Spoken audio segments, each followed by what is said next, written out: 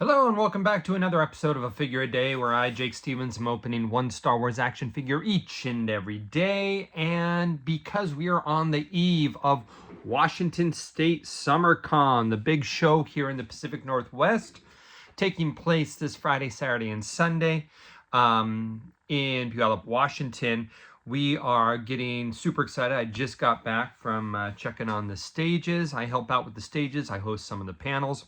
And this year, Tem Morrison is joining us once again at SummerCon. I interviewed him a few years ago, but this year, my good friend John's going to be taking on that duty, and you can find him here on YouTube at Board Game Cantina. But I thought I should open up his retro collection figure. Now, this is not the first Boba Fett, of course. They have the Kenner from Empire Strikes Back version that they released. They did a prototype multicolored version of Boba Fett. They also did one from his appearances in Mandalorian. But this here comes from his own series, The Book of Boba Fett. And that's why this one's called Boba Fett Dune C. So this here is when he was taken up with the Tusken Raiders. That's why he comes with some Tusken Raider accessories here. Now the retro collection, it's 5 POA.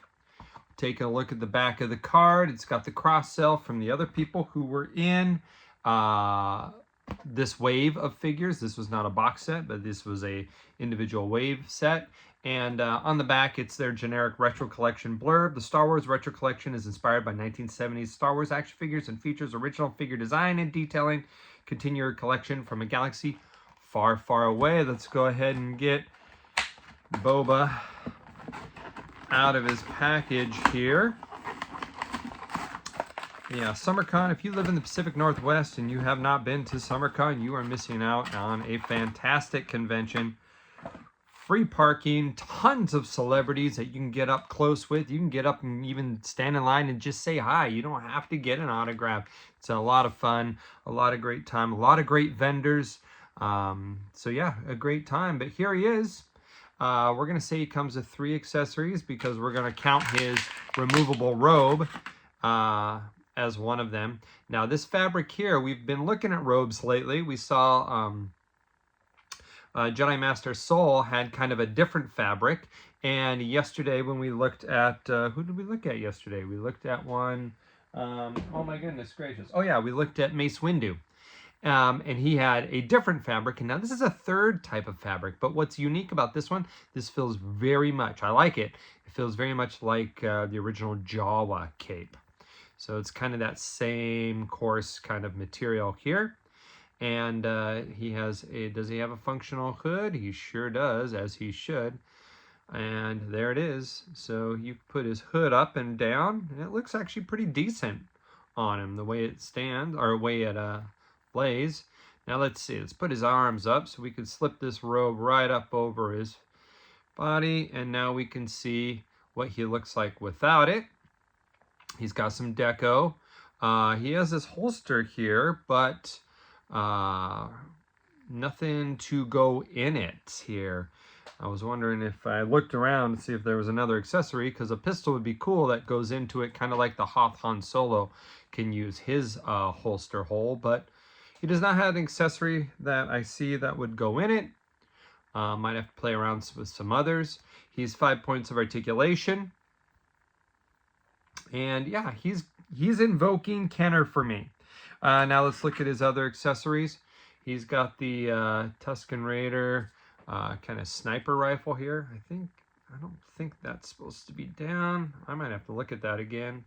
It looks like the plastic is kind of warped there, so I think that's supposed to be straight. So I might have to heat that up. It's a little wonky.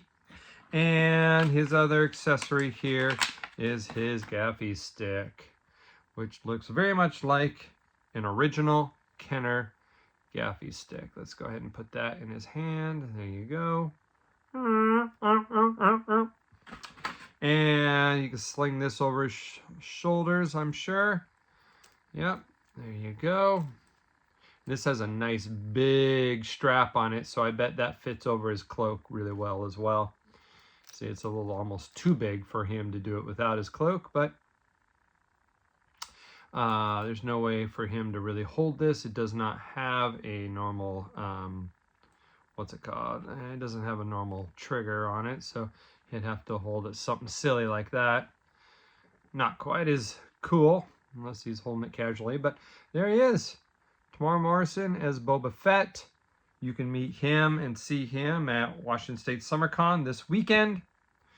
And let's see, you can see me. I'll be on stage interviewing some Star Trek actors on Sunday. Walter Koenig, which is the original Chekhov, and Robert Picardo is the Doctor from Voyager. I'll do that panel, as well as what I'm very looking much forward to is Elizabeth Dulau, who plays Kayla from Andor. She's going to be there, and I'm really looking forward to that panel as well. So maybe we'll see you there. If so, say hi. But until tomorrow, may the figures be with you one day at a time. Peace.